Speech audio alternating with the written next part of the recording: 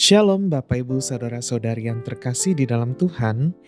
Kita akan merenungkan lebih jauh tentang pujian bagi Kristus yang datang ke dunia. Bagian firman Tuhan yang akan membantu kita memahami lebih jauh tentang topik ini terambil dari Yeremia pasal 33 ayat 15, terjemahan baru kedua yang berbunyi demikian. Pada masa itu dan pada waktu itu, Aku akan menumbuhkan tunas keadilan bagi Daud. Ia akan melaksanakan keadilan dan kebenaran di negeri.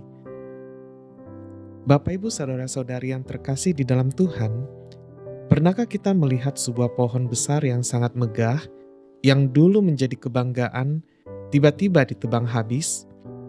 Kini yang tersisa hanyalah tunggak atau sisa batang bawah yang kering, mati, dan jelek. Di sekelilingnya hanyalah tanah gersang.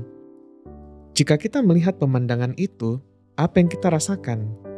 Kecewa, putus asa, rasanya cerita pohon itu sudah tamat, sudah berakhir kata kita. Tidak ada lagi masa depan. Seringkali hidup kita terasa seperti tunggak mati itu.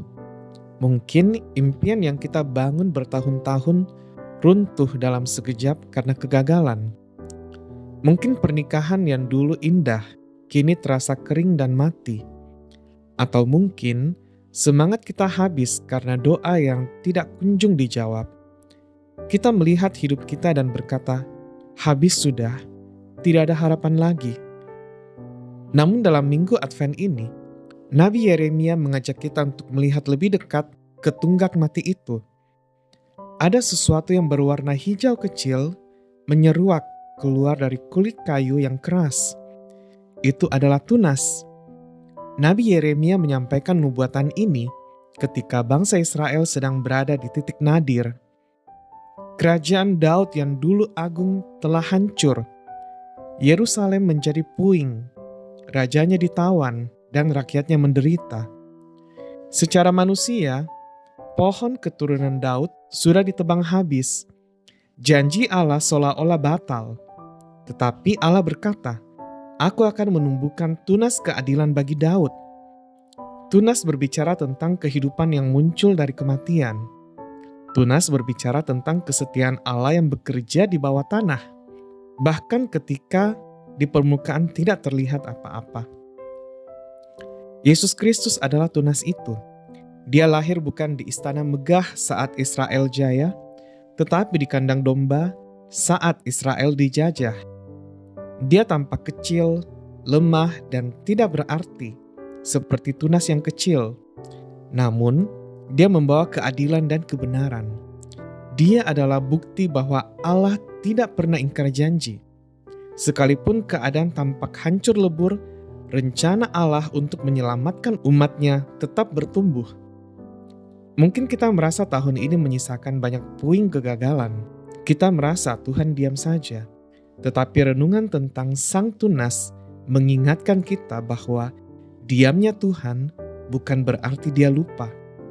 Sama seperti akar yang bekerja dalam diam di bawah tanah, Tuhan sedang merajut sesuatu yang indah dalam hidup kita. Advent mengajarkan kita untuk tidak menangisi tunggak yang mati, tetapi bersukacita menyambut tunas yang akan tumbuh. Karena jika Allah sanggup membangkitkan Yesus dari kematian, Dia sanggup menumbuhkan harapan baru dalam hidup kita. Pertanyaan untuk kita renungkan bersama, area mana dalam hidup kita yang saat ini terasa seperti tunggak mati atau sudah tidak ada harapan lagi? Apakah di dalam karir kita, hubungan kita, kesehatan kita, atau pergumulan dengan diri kita sendiri? Tunas membutuhkan waktu untuk menjadi pohon yang besar. Apakah kita bersedia bersabar dan tetap setia menanti waktu Tuhan memulihkan keadaan kita? Mari kita berdoa. Ya Tuhan Yesus, Sang Tunas Daud yang adil, kami datang kepadamu dengan membawa puing-puing dalam hidup kami. Ada bagian-bagian hati kami yang terasa mati, kering, dan putus asa. Saat dunia berkata sudah tidak ada harapan, tetapi kami tetap percaya pada janji-Mu. Terima kasih karena Engkau telah menjadi Allah yang setia. Engkau tidak pernah membatalkan janjimu hanya karena kegagalan kami. Seperti tunas yang tumbuh dari tanah yang kering, tumbuhkanlah kembali harapan di hati kami.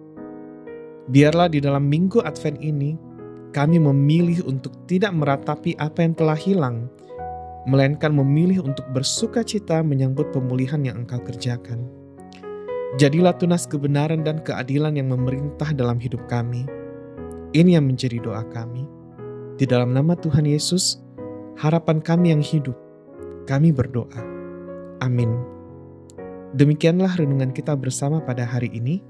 Kiranya kita boleh terus bertumbuh setiap hari di dalam Tuhan.